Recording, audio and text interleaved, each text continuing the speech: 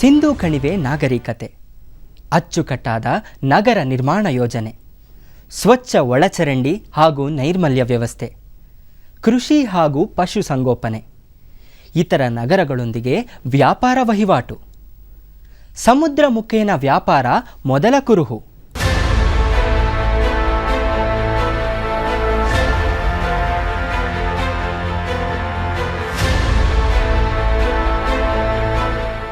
ಇತಿಹಾಸ ತಜ್ಞರಾದ ಇರ್ಫಾನ್ ಹಬೀಬ್ ಮತ್ತು ತಪನ್ ರಾಯ್ ಚೌಧರಿಯವರ ಉಲ್ಲೇಖದಂತೆ ಸುಮಾರು 16ನೇ ಶತಮಾನದವರೆಗೂ ದಕ್ಷಿಣ ಭಾರತ, ದಕ್ಷಿಣ ಹಾಗೂ ಪೂರ್ವ ಏಷ್ಯಾದ ನಡುವೆ ನಡೆಯುತ್ತಿದ್ದ ವ್ಯಾಪಾರ ವಿನಿಮಯ 14ರಿಂದ 18ನೇ ಶತಮಾನದಲ್ಲಿ ಭಾರತ, ಪಶ್ಚಿಮ ಏಷ್ಯಾ ಮತ್ತು ಪೂರ್ವ ಯುರೋಪಿನ ನಡುವೆ ಇದ್ದಿರಬಹುದಾದ ಖರೀದಾರಿಯ ಗುರುತಿನಂತಿರುವ ಸಿಲ್ಕ್ ರೂಟ್. ಇಂತಹ ಉಲ್ಲೇಖನೀಯ ಗತವಿರುವ ನಮ್ಮ ನೆಲದಲ್ಲಿ ಬ್ರಿಟಿಷರ ಕೈಗಾರೀಕರಣದಿಂದಾದ ಲಾಭ ನಷ್ಟಗಳ ಕಥನ, ಇತಿಹಾಸ ಇಣುಕುನೋಟ. ನಾನು ನಿಮ್ಮ ಚಿರಂಜೀವಿ ಏಕಮೇವ.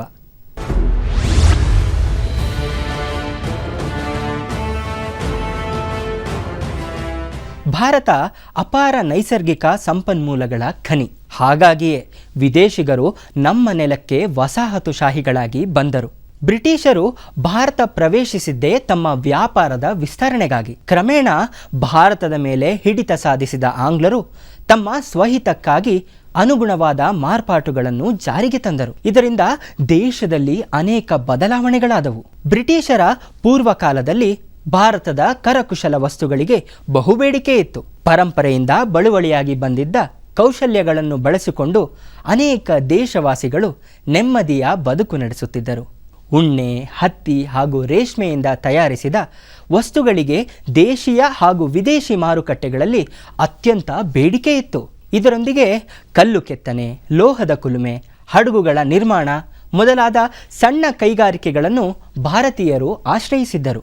ಪಾಶ್ಚಾತ್ಯ ರಾಷ್ಟ್ರಗಳಲ್ಲಿ ಭಾರತದಲ್ಲಿ ತಯಾರಿಸಲ್ಪಟ್ಟ ವಸ್ತುಗಳಿಗೆ ಅಪಾರ ಬೇಡಿಕೆ ಇದ್ದಿದ್ದಕ್ಕೆ ಕಾರಣ ವಸ್ತುಗಳ ಗುಣಮಟ್ಟ ಹಾಗೂ ಅದರಲ್ಲಿ ಅಡಗಿದ್ದ ಕಲೆಗಾರಿಕೆಯೇ ಆಗಿತ್ತು. ಆದರೆ ಬ್ರಿಟಿಷರು ಭಾರತದ ಮೇಲೆ ಸಾಧಿಸಿದ ಆಧಿಪತ್ಯವು ಸಣ್ಣ ಕೈಗಾರಿಕೆಗಳ ವಿನಾಶಕ್ಕೆ ಕಾರಣವಾಯಿತು.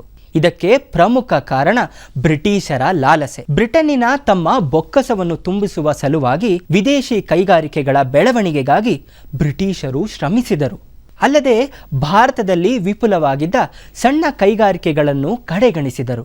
ಇದು ಪ್ರವರ್ಧಮಾನಕ್ಕೆ ಬರುತ್ತಿದ್ದ ಭಾರತದ ದೇಶೀಯ ಕೈಗಾರಿಕೋದ್ಯಮದ ಮೇಲೆ ಪ್ರತಿಕೂಲ ಪರಿಣಾಮ ಬೀರಿತು. ಬ್ರಿಟನ್ನಿನಲ್ಲಿ ತಯಾರಿಕಾ ಘಟಕಗಳನ್ನು ಸ್ಥಾಪಿಸಿದ ಆಂಗ್ಲರು ವಸ್ತುಗಳ ತಯಾರಿಕೆಗೆ ಬೇಕಾದ ಕಚ್ಚಾ ಸಾಮಗ್ರಿಗಳನ್ನು ಭಾರತದಿಂದ ರಫ್ತು ಮಾಡುತ್ತಿದ್ದರು. ತಯಾರಿಸಿದ ಸಿದ್ಧ ವಸ್ತುಗಳನ್ನು ಭಾರತದ ಮಾರುಕಟ್ಟೆಯಲ್ಲೇ ವಿಕ್ರಯ ಮಾಡಲಾಗುತ್ತಿತ್ತು. ಹೀಗೆ ಬ್ರಿಟಿಷರು ಭಾರತದ ಸಂಪನ್ಮೂಲಗಳನ್ನು ಕೊಳ್ಳೆ ಹೊಡೆದು ತಮ್ಮ ದೇಶದ ಕೈಗಾರಿಕೆಗಳನ್ನು ನಡೆಸಲು ಅನುಕೂಲವಾದ ವಾತಾವರಣವನ್ನು ಸೃಷ್ಟಿಸಿದರು. ಭಾರತದಲ್ಲಿ ಕೈಗಾರಿಕೆಗಳ ಬೆಳವಣಿಗೆಗೆ ಆಂಗ್ಲರು ಪ್ರೋತ್ಸಾಹ ನೀಡದೆ ಇರುವುದಕ್ಕೆ ಮುಖ್ಯವಾಗಿ 2 ಕಾರಣಗಳಿದ್ದವು. ಮೊದಲನೆಯದು, ವಿದೇಶದಲ್ಲಿ ಅಂದರೆ ಬ್ರಿಟನ್ನಿನಲ್ಲಿ ಅದಾಗಲೇ ಸ್ಥಾಪನೆಗೊಂಡಿದ್ದ ಕೈಗಾರಿಕೆಗಳು ಸಿದ್ಧ ವಸ್ತುಗಳ ತಯಾರಿಕೆಗೆ ಬೇಕಾದ ಕಚ್ಚಾ ಸಾಮಗ್ರಿಗಳಿಗೆ ಭಾರತದ ಮೇಲೆ ಅವಲಂಬಿತವಾಗಿದ್ದವು. ಒಂದು ವೇಳೆ ಭಾರತದಲ್ಲಿ ಕೈಗಾರಿಕೆಗಳು ವೇಗ ಪಡೆದುಕೊಂಡರೆ ಕಚ್ಚಾ ಸಾಮಗ್ರಿಗಳ ಸಾಗಾಣಿಕೆಯಲ್ಲಿ ವ್ಯತ್ಯಯವಾಗಬಹುದು ಎಂಬುದು ಆಂಗ್ಲರ ಯೋಜನೆಯಾಗಿತ್ತು. ಎರಡನೆಯ ಕಾರಣ, ಬ್ರಿಟಿಷರ ಲಾಭದಾಯಕ ಮನೋಭಾವ. ಬ್ರಿಟನ್ನಿನಲ್ಲಿ ತಯಾರಿಸಿದ ವಸ್ತುಗಳನ್ನು ಭಾರತೀಯ ಮಾರುಕಟ್ಟೆಯಲ್ಲಿ ಮಾರಾಟ ಮಾಡುವುದು ಇವರ ಯೋಜನೆಯಾಗಿತ್ತು. ದೇಶೀಯ ಕೈಗಾರಿಕೆಗಳ ಸ್ಥಾಪನೆಗೆ ಅನುವು ಮಾಡಿಕೊಡದೆ ವಿದೇಶಿ ಉತ್ಪನ್ನಗಳ ಬಳಕೆಯ ಅನಿವಾರ್ಯತೆಯನ್ನು ಸೃಷ್ಟಿಸುವ ಹುನ್ನಾರ ನಡೆಸಿದ್ದರು. ಇದಕ್ಕಾಗಿ ದೇಶೀಯ ವಸ್ತುಗಳ ಮೇಲೆ ಅಧಿಕ ಕರ ವಿಧಿಸುವ ಮೂಲಕ ಅವುಗಳ ರಫ್ತನ್ನು ಕುಂಠಿತಗೊಳಿಸಿದರು. ಅಂತಾರಾಷ್ಟ್ರೀಯ ಮಾರುಕಟ್ಟೆಯಲ್ಲಿ ಭಾರತದ ವಸ್ತುಗಳನ್ನು ಮಾರಾಟ ಮಾಡುವುದು ದುಸ್ತರವಾಯಿತು. ಜಗತ್ತಿನ ಅನೇಕ ರಾಷ್ಟ್ರಗಳು ಕೈಗಾರಿಕಾ ಕ್ರಾಂತಿಯ ಸಾಕ್ಷಿಯಾಗಿದ್ದರೂ ಸಹ ಬ್ರಿಟಿಷರ ದೆಸೆಯಿಂದ ಭಾರತವು ದೇಶೀಯ ಕಾರ್ಖಾನೆಗಳನ್ನು ಕಳೆದುಕೊಂಡು ವಿದೇಶಿ ವಸ್ತುಗಳನ್ನು ಬಳಸುವಂತೆ ಆಯಿತು. ಬ್ರಿಟಿಷರ ಈ ನೀತಿಯು ರಾಷ್ಟ್ರದ ಆರ್ಥಿಕ ವ್ಯವಸ್ಥೆಯನ್ನು ಕುಂಠಿತಗೊಳಿಸಿತು. ನಮ್ಮದೇ ದೇಶದ ಕಚ್ಚಾ ಸಾಮಗ್ರಿಗಳು ವಿದೇಶಗಳಿಗೆ ರಫ್ತಾಗಿ ಮತ್ತೆ ಸಿದ್ಧ ವಸ್ತುಗಳು ನಮ್ಮದೇ ದೇಶದಲ್ಲಿ ಮಾರಾಟವಾಗುತ್ತಿತ್ತು. ರಫ್ತು ಹಾಗೂ ಆಮದಿನ ಮೇಲಿನ ಸುಂಕವನ್ನು ಮಾತ್ರ ಭಾರತೀಯರೇ ಭರಿಸಬೇಕಾಗಿತ್ತು. ಹೀಗೆ ವ್ಯವಸ್ಥಿತವಾಗಿ ಭಾರತದ ಸಂಪತ್ತನ್ನು ಬ್ರಿಟಿಷರು ತಮ್ಮ ಅಧಿಕಾರವನ್ನು ಬಳಸಿಕೊಂಡು ದರೋಡೆ ಮಾಡಿದರು.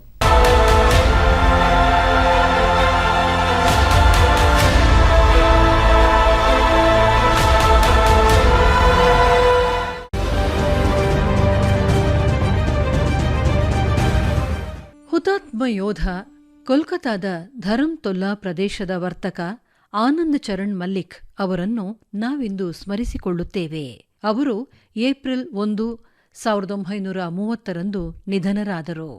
ಬ್ರಿಟಿಷ್ ಆಡಳಿತವು ಜಾರಿಗೆ ತಂದ ವ್ಯಾಪಾರದ ಹೊಸ ನಿಯಮಗಳಿಂದ ಚರಣ್ ಮಲ್ಲಿಕ್ ಮತ್ತು ಪ್ರದೇಶದ ಇತರ ವರ್ತಕರು ಅತೃಪ್ತರಾಗಿದ್ದರು. ಈ ಹೊಸ ನಿಯಮಗಳು ಜೀವನಾಧಾರವಾದ ಅವರ ವರ್ತಕ ವೃತ್ತಿಯ ಮೇಲೆ ಬಹಳ ಪ್ರತಿಕೂಲ ಪರಿಣಾಮ ಬೀರುತ್ತವೆ ಎಂಬ ಕಾರಣಕ್ಕಾಗಿ ಹೊಸ ನಿಯಮಗಳಿಗೆ ಅವರು ಆಕ್ಷೇಪ ವ್ಯಕ್ತಪಡಿಸಿದರು. ಆಡಳಿತದ ವಿರುದ್ಧ ಪ್ರದರ್ಶನ ನಡೆಸಲು ತೀರ್ಮಾನಿಸಿದರು. 1930 ಏಪ್ರಿಲ್ 1 ಒಗ್ಗಟ್ಟಿನಿಂದ ಎಲ್ಲ ವ್ಯಾಪಾರಿಗಳು ಸರಕು ಸಾಗಣೆಯ ಬಂಡಿಗಳಿಂದ ತಮ್ಮ ಪ್ರಾಣಿಗಳನ್ನು ಬಿಚ್ಚಿ ಬಂಡಿಗಳನ್ನು ರಸ್ತೆಯಲ್ಲಿ ಬಿಟ್ಟುಬಿಟ್ಟರು. ಪ್ರಮುಖ ರಸ್ತೆಗಳನ್ನು ಬಲವಂತವಾಗಿ ತೆರವುಗೊಳಿಸಲು ಪೊಲೀಸರು ಬಂದಾಗ ಪೊಲೀಸರು ಮತ್ತು ಗಾಡಿಯವರ ನಡುವೆ ತೀವ್ರ ಚಕಮಕಿ ಏರ್ಪಟ್ಟಿತು. ಪ್ರದರ್ಶಕರ ಜೊತೆ ಸಹಾನುಭೂತಿಯುಳ್ಳ ಸಾರ್ವಜನಿಕರು ಹೆಚ್ಚಿನ ಸಂಖ್ಯೆಯಲ್ಲಿ ಸೇರಿಕೊಂಡರು. ಪೊಲೀಸರು ಪ್ರದರ್ಶಕರ ಮೇಲೆ ಗುಂಡಿನ ದಾಳಿ ನಡೆಸಿದರು. ಆನಂದ್ ಚರಣ್ ಮಲ್ಲಿಕ್ ಮತ್ತು ಇತರ 6 ಮಂದಿ ಈ ಸಂದರ್ಭದಲ್ಲಿ ಕೊಲ್ಲಲ್ಪಟ್ಟರು. ಈ ಮಣ್ಣಿನ ಮಹಾನ್ ಪುತ್ರನಿಗೆ ನಾವು ನಮಿಸುತ್ತೇವೆ.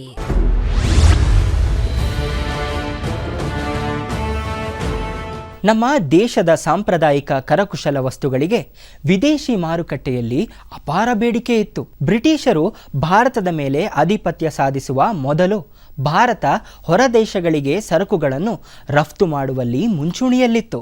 ಇದು ಭಾರತೀಯ ಕುಶಲಕರ್ಮಿಗಳಿಗೆ ಲಾಭ ತರುತ್ತಿತ್ತು. ಬ್ರಿಟನ್ನಿನ ಪ್ರಜೆಗಳು ಭಾರತದಲ್ಲಿ ತಯಾರಾದ ಹತ್ತಿ ಹಾಗೂ ರೇಷ್ಮೆಯಿಂದ ಮಾಡಿದ ಬಟ್ಟೆಗಳನ್ನು ತಮ್ಮ ಅಲಂಕಾರಕ್ಕೆ ಹೇರಳವಾಗಿ ಬಳಸುತ್ತಿದ್ದರು. ಭಾರತದ ಸಣ್ಣ ಕೈಗಾರಿಕೆಗಳ ಬೆಳವಣಿಗೆಯನ್ನು ಕುಂಠಿತಗೊಳಿಸುವ ಉದ್ದೇಶದಿಂದ ಬ್ರಿಟಿಷರು ತಮ್ಮ ದೇಶದಲ್ಲಿ ಅಂದರೆ ಬ್ರಿಟನ್ನಿನಲ್ಲಿ ಭಾರತದ ವಸ್ತುಗಳ ಮಾರಾಟವನ್ನು ನಿಷೇಧಿಸಿದರು. ಒಂದು ವೇಳೆ ಬ್ರಿಟನ್ನಿನ ಅಂಗಡಿಗಳು ಭಾರತದ ವಸ್ತುಗಳನ್ನು ಮಾರಾಟ ಮಾಡುವುದು ಕಂಡುಬಂದರೆ ಅಂತಹ ಮಾರಾಟ ಕೇಂದ್ರಗಳನ್ನು ಮುಟ್ಟುಗೋಲು ಹಾಕಿಕೊಳ್ಳಲಾಗ್ತಿತ್ತು ಮತ್ತು ಅವುಗಳ ವಿರುದ್ಧ ಕಾನೂನು ಕ್ರಮಗಳನ್ನು ತೆಗೆದುಕೊಳ್ಳಲಾಯಿತು. ಪರಿಣಾಮವಾಗಿ ಭಾರತದ ಕರಕುಶಲ ವಸ್ತುಗಳ ಮಾರಾಟ ಬ್ರಿಟನ್ನಿನಲ್ಲಿ ಸಂಪೂರ್ಣವಾಗಿ ಕುಸಿಯಿತು. ವಸ್ತುಗಳ ರಫ್ತಿನ ಮೇಲೆ ಅಧಿಕ ಸುಂಕ ಮತ್ತು ಮಾರಾಟದ ನಿಷೇಧದಿಂದ ಕರಕುಶಲ ಕೇಂದ್ರಗಳು ಕ್ರಮೇಣ ನಷ್ಟ ಅನುಭವಿಸಿದವು. ಸಣ್ಣ ಕೈಗಾರಿಕೆಗಳನ್ನು ನಂಬಿಕೊಂಡು ಬದುಕುತ್ತಿದ್ದ ಭಾರತೀಯರು ತಮ್ಮ ಕೆಲಸವಿಲ್ಲದ ಸ್ಥಿತಿಗೆ ತಲುಪಿದ ಕಾರಣ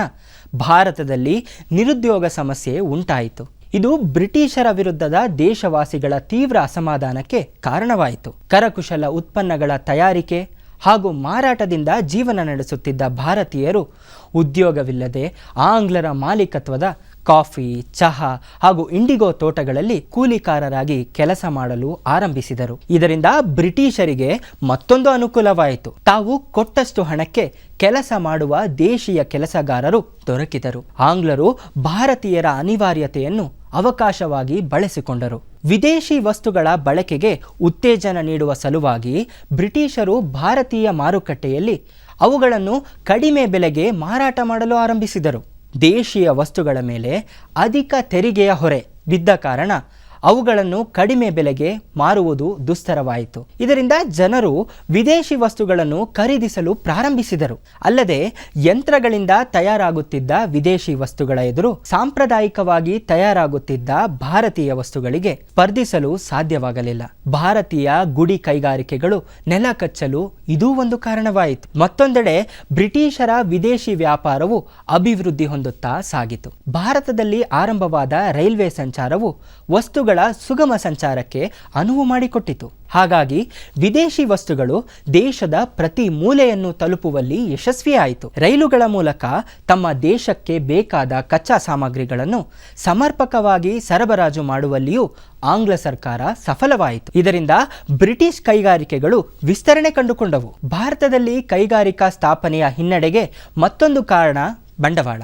ದೇಶದಲ್ಲಿ ಚಾಲ್ತಿಯಲ್ಲಿದ್ದ ಕೈಗಾರಿಕಾ ವಿರೋಧಿ ಪರಿಸರದ ಕಾರಣ ಹೂಡಿಕೆ ಮಾಡಲು ಹಣ ಉಳ್ಳವರು ಅಂಜಿಕೆ ವ್ಯಕ್ತಪಡಿಸಿದರು. ಅಲ್ಲದೆ ಕಚ್ಚಾ ಸರಕುಗಳನ್ನು ಬ್ರಿಟಿಷರು ತಮ್ಮ ನಾಡಿಗೆ ಸಾಗಿಸುತ್ತಿದ್ದ ಕಾರಣ ಸ್ಥಳೀಯ ಕಾರ್ಖಾನೆಗಳಿಗೆ ಇವು ದಕ್ಕದಾಯಿತು. ದೊಡ್ಡ ಮಟ್ಟದ ಕೈಗಾರಿಕೆಗಳ ಸ್ಥಾಪನೆಗೆ ಯಂತ್ರಗಳು ಅತ್ಯಂತ ಅವಶ್ಯಕ. ಯಂತ್ರಗಳನ್ನು ನಿಯಂತ್ರಿಸಲು ಕುಶಲತೆ ಹೊಂದಿದ್ದ ಕಾರ್ಮಿಕರು ಭಾರತದಲ್ಲಿ ಇರಲಿಲ್ಲ. ಏಕೆಂದರೆ ಅಂತಹ ಕೌಶಲ್ಯವನ್ನು ಕಲಿಸುವ ಶಿಕ್ಷಣವನ್ನು ಅಥವಾ ತರಬೇತಿ ಕೇಂದ್ರಗಳನ್ನು ಭಾರತದಲ್ಲಿ ಆರಂಭಿಸಿರಲಿಲ್ಲ. ಬಂಡವಾಳ ಸರಕುಗಳು ಅಂದರೆ ದೊಡ್ಡ ಮಟ್ಟದ ಕೈಗಾರಿಕೆಗಳನ್ನು ನಡೆಸಲು ಬೇಕಾದ ಯಂತ್ರ ಮೊದಲಾದ ಉಪಕರಣಗಳನ್ನು ತಯಾರಿಸುವ ಘಟಕಗಳ ಸ್ಥಾಪನೆಯೂ ಕೂಡ ಭಾರತದ ಪಾಲಿಗೆ ಮರೀಚಿಕೆಯಾಗಿಯೇ ಉಳಿಯಿತು. ಪಾಶ್ಚಾತ್ಯ ರಾಷ್ಟ್ರಗಳಿಗೆ ಸ್ಪರ್ಧೆ ನೀಡುವ ಕೈಗಾರಿಕೆಗಳ ಸ್ಥಾಪನೆ ಬ್ರಿಟಿಷರ ಲೋಭದಿಂದ ಅಸಾಧ್ಯವಾಯಿತು. ಒಟ್ಟಿನಲ್ಲಿ ಭಾರತವನ್ನು ಬ್ರಿಟನ್ನಿನ ಮೇಲೆ ಅವಲಂಬನೆ ಹೊಂದುವಂತೆ ಮಾಡಬೇಕು ಎಂಬುದು ಬ್ರಿಟಿಷರ ಯೋಜನೆಯಾಗಿತ್ತು ಮತ್ತು ಅದನ್ನು ಕಾರ್ಯರೂಪಕ್ಕೆ ತರುವಲ್ಲಿ ಬ್ರಿಟಿಷರು ಸಫಲರೂ ಆದರು.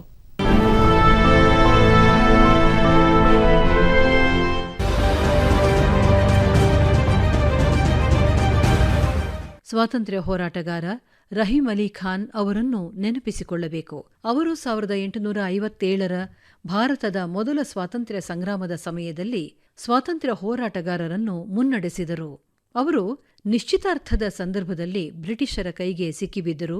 1859ರ ಮಾರ್ಚ್ 7ನೇ ತಾರೀಖು ಅವರನ್ನು ಅಂಡಮಾನ್ ದ್ವೀಪಗಳಿಗೆ ಕಳುಹಿಸಲಾಯಿತು. 1859ರ ಏಪ್ರಿಲ್ 1ನೇ ತಾರೀಖು ಸೆರೆವಾಸದಲ್ಲಿ ಅವರು ನಿಧನರಾದರು. ನಾವು ಈ ಮಹಾನ್ ಹುತಾತ್ಮರಿಗೆ ಗೌರವಪೂರ್ಣ ನಮನಗಳನ್ನು ಸಲ್ಲಿಸುತ್ತೇವೆ.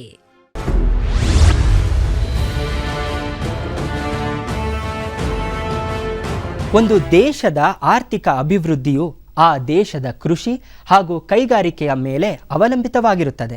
ಭಾರತದಲ್ಲಿ ಕೈಗಾರಿಕಾ ಸ್ಥಾಪನೆಯ ಬಗೆಗೆ ನಿರುತ್ಸಾಹ ತೋರಿದ ಕಾರಣ ಮತ್ತು ನಮ್ಮ ದೇಶದ ಸಂಪನ್ಮೂಲಗಳನ್ನು ತಮ್ಮ ದೇಶದ ಬೆಳವಣಿಗೆಗೆ ಬಳಸಿಕೊಂಡ ಬ್ರಿಟಿಷರ ಕುತಂತ್ರದಿಂದ ಭಾರತದ ಆರ್ಥಿಕತೆ ನೆಲಕಚ್ಚಿತು.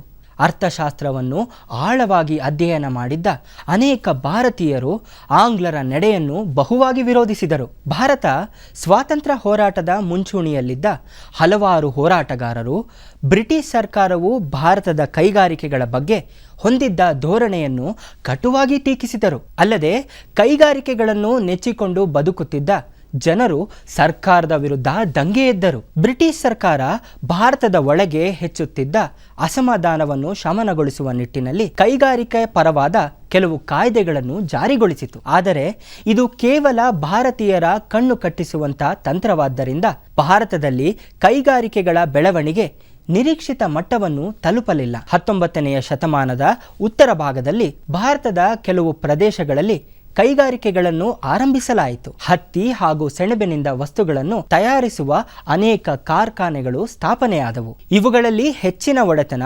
ವಿದೇಶಿಯರದ್ದೇ ಅಂದರೆ ಬ್ರಿಟಿಷರದ್ದೇ ಆಗಿತ್ತು. ಆದರೆ ಭಾರತದಲ್ಲಿ ಪೂರ್ವ ಭಾಗದಲ್ಲಿದ್ದ ಕೆಲವು ಹತ್ತಿ ಬಟ್ಟೆಯ ಗಿರಣಿಗಳು ಭಾರತೀಯರ ಸುಪರ್ದಿಯಲ್ಲಿತ್ತು. ಮೊದಲ ಮಹಾಯುದ್ಧದ ಸಮಯದಲ್ಲಿ ಹಾಗೂ ಆ ನಂತರದ ವರ್ಷಗಳಲ್ಲಿ ಭಾರತದಲ್ಲಿ ಆಧುನಿಕ ಕೈಗಾರಿಕೆಗಳ ಸ್ಥಾಪನೆ ಆರಂಭವಾಯಿತು. ಬ್ರಿಟಿಷರ ಆಧಿಪತ್ಯವಿದ್ದ ದೇಶಗಳಲ್ಲಿ ಮತ್ತು ಪ್ರಪಂಚದ ಇತರೆ ಭಾಗಗಳಲ್ಲಿ ಬ್ರಿಟಿಷರ ವರ್ಚಸ್ಸು ಕಡಿಮೆಯಾಗುತ್ತಿತ್ತು ಎಂಬುದು ಇದಕ್ಕೆ ಕಾರಣ. ಅಲ್ಲದೆ ಭಾರತೀಯ ಉದ್ಯಮಿಗಳು ಕಾರ್ಖಾನೆಗಳ ಸ್ಥಾಪನೆಗೆ ಬಂಡವಾಳ ಹೂಡಲು ಮುಂದಾದರು. 1907ರಲ್ಲಿ ಭಾರತದಲ್ಲಿ ಸ್ಥಾಪನೆಯಾದ ಕಬ್ಬಿಣದ ಅದಿರಿನಿಂದ ಸ್ಟೀಲ್ ಉತ್ಪಾದನೆ ಮಾಡುವ ಕಾರ್ಖಾನೆಯು ಕೈಗಾರಿಕಾ ಕ್ಷೇತ್ರದಲ್ಲಿ ಮೈಲುಗಲ್ಲು ಸೃಷ್ಟಿಸುವಲ್ಲಿ ಯಶಸ್ವಿಯಾಯಿತು. ಇದರೊಂದಿಗೆ ಸಕ್ಕರೆ, ರಾಸಾಯನಿಕ ಗೊಬ್ಬರ, ಪೇಪರ್, ಸಿಮೆಂಟ್ನಂತಹ ಆಧುನಿಕ ಕೈಗಾರಿಕೆಗಳು ನಿಧಾನಗತಿಯಲ್ಲಿ ಸ್ಥಾಪನೆಯಾದವು. ಭಾರತದಲ್ಲಿ ಸ್ವಾತಂತ್ರ್ಯ ಪೂರ್ವದಲ್ಲಿ ಅಂದರೆ ಬ್ರಿಟಿಷರ ಆಳ್ವಿಕೆಯ ಕಾಲದಲ್ಲಿ ಕೆಲವು ಪ್ರಮುಖ ಕೈಗಾರಿಕೆಗಳು ಇದ್ದವು. 1874ರಲ್ಲಿ ಕುಲ್ಟಿಯಲ್ಲಿ ಆರಂಭವಾದ ಕಬ್ಬಿಣ ಮತ್ತು ಸ್ಟೀಲ್ ಕೈಗಾರಿಕೆ, ಪಶ್ಚಿಮ ಬಂಗಾಳದಲ್ಲಿ ಸ್ಥಾಪನೆಯಾದ ಅಲ್ಯೂಮಿನಿಯಂ ಕೈಗಾರಿಕೆ. 1906ರಲ್ಲಿ ತಮಿಳುನಾಡಿನ ರಾಣಿಪೇಟೆಯಲ್ಲಿ ಪ್ರಾರಂಭವಾದ ರಾಸಾಯನಿಕ ಗೊಬ್ಬರ ಉತ್ಪಾದನಾ ಘಟಕ. ಆಧುನಿಕ ಹಡಗುಗಳನ್ನು ನಿರ್ಮಾಣ ಮಾಡುವ ಕಾರ್ಖಾನೆ 1941ರಲ್ಲಿ ವಿಶಾಖಪಟ್ಟಣಂನಲ್ಲಿ ಆರಂಭವಾಯಿತು. ಬಂಗಾಳದ ಸೇರಂಪುರದಲ್ಲಿ ಆರಂಭವಾದ ಪೇಪರ್ ಕಾರ್ಖಾನೆಯು ಸರಿಯಾದ ವ್ಯವಸ್ಥೆ ಇಲ್ಲದ ಕಾರಣ ನಿಂತು ಹೋಯಿತು.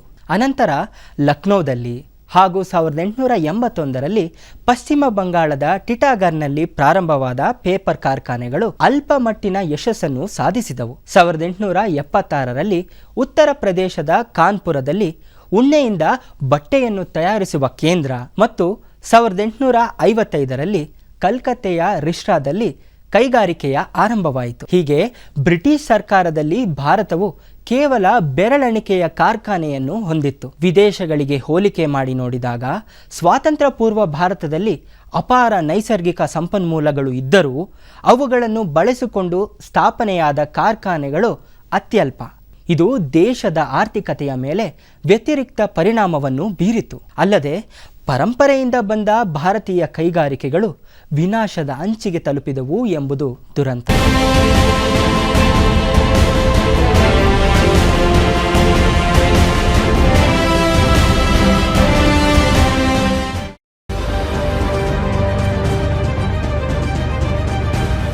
ಸಾವಿರದ 1925ರಲ್ಲಿ ಎಲ್ಲ ಪ್ರಾರ್ಥನಾ ಸಭೆಗಳನ್ನು ನಿಷೇಧಿಸುವ ಬ್ರಿಟಿಷ್ ಆದೇಶದ ವಿರುದ್ಧ ಮೋರ್ಚಾ ನಡೆಯಿತು. ಜೈತೋ ಗುರುದ್ವಾರ ಗಂಗ್ಸರ್ನಲ್ಲಿ ಸಭಾ ನಡೆಯಿತು. 11ನೇ ಅಹಿಂಸಾತ್ಮಕ ಶಾಹಿದಿ ಮೋರ್ಚಾದಲ್ಲಿ ಪಾಲ್ಗೊಂಡಿದ್ದ ಹುತಾತ್ಮ ಯೋಧ ವಾರ್ಯಂ ಸಿಂಗ್ ಅವರನ್ನು ನಾವು ಸ್ಮರಿಸಬೇಕು. ಮೋರ್ಚಾ ಜೈತೋ ಗುರುದ್ವಾರವನ್ನು ತಲುಪಿದಾಗ ಬ್ರಿಟಿಷ್ ನೇತೃತ್ವದ ಪಡೆಗಳು ಅದನ್ನು ನಿಲ್ಲಿಸಿದವು. ಅದರಲ್ಲಿ ಭಾಗವಹಿಸಿದವರನ್ನು ಹೆಚ್ಚಿನ ಸಂಖ್ಯೆಯಲ್ಲಿ ಬಂಧಿಸಲಾಯಿತು. ಅವರಲ್ಲಿ ವಾರ್ಯಂ ಸಿಂಗ್ ಕೂಡ ಒಬ್ಬರು. ಏಪ್ರಿಲ್ 1ನೇ ತಾರೀಖು 1925ರಲ್ಲಿ ಅವರನ್ನು ಬಂಧಿಸಿ ನಭವೀರ್ ಜೈಲಿನಲ್ಲಿ ಚಿತ್ರಹಿಂಸೆ ನೀಡಿ ಸಾಯಿಸಲಾಯಿತು. ನಾವು ಈ ಮಣ್ಣಿನ ಮಗನಿಗೆ ನಮನಗಳನ್ನು ಸಲ್ಲಿಸುತ್ತೇವೆ.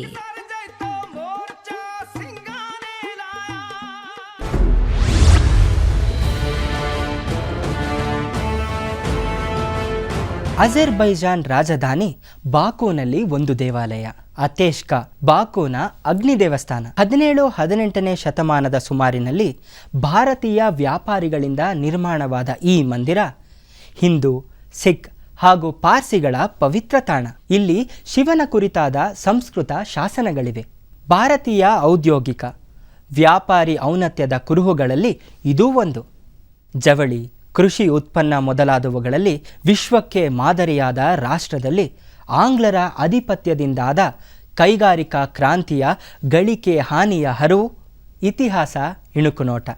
ಮುಂದಿನ ಸಂಚಿಕೆಗಾಗಿ ಕಾದಿರಿ. ಜೈ ಹಿಂದ್, ಜೈ ಭಾರತ ಮಾತೆ.